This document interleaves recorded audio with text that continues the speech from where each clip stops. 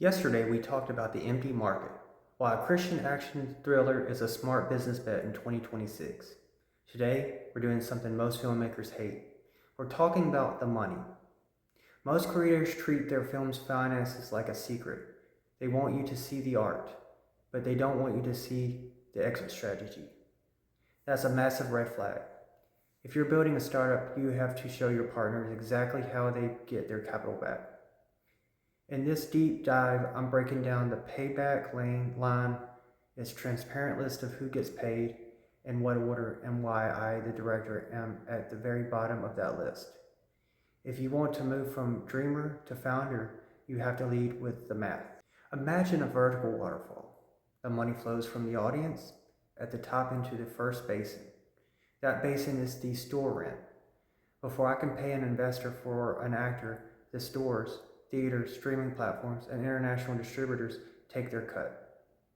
In the industry, we call this the distributor's fee. Typically, they take 20% to 35% just for giving us access to their customers.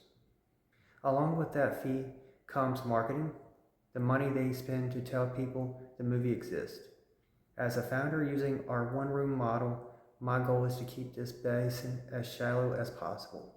By filming in a single building, we can reduce our logistical costs so that more money survives this first basin and keeps flowing back down the waterfall. The second basin is the hard money, or senior debt. Think of this like the bank loan.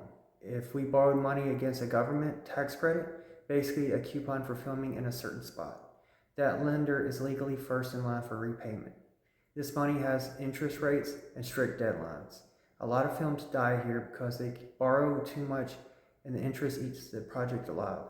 Our strategy is simple. We minimize debt by staying lean because I'm filming in this stairwell and use a single location model.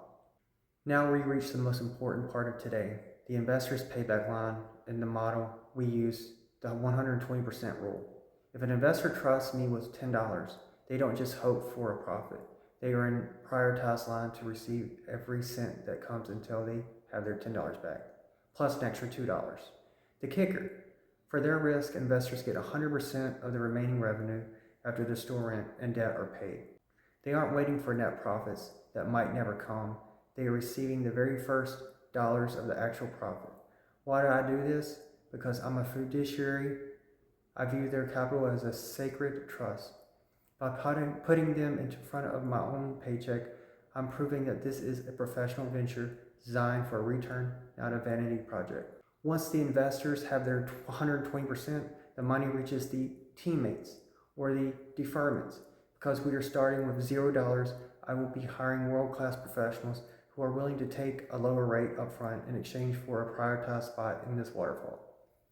This is sweat equity. My cinematographers, my lead actors, and my editors are stakeholders. They know that once the investors are whole, they are the next in line to get their full market rate salary. This allows us to have studio quality talent on an independent budget. We aren't asking for favors. We're building a mission-driven team that wins when the project wins. Finally, at the very bottom of the waterfall, we reach the net profits. This is where the production company and the creative team share in the long-term success of the film.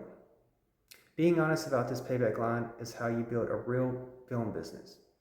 It's about stewardship. If I can't protect your first dollar, I don't deserve your second one. I'm currently in a concrete stairwell with no budget, but I have a financial map that works. Tomorrow, we're talking about loans versus partners, choosing the right fuel to get this movie off the ground. Day 2 is done. I'll see you tomorrow.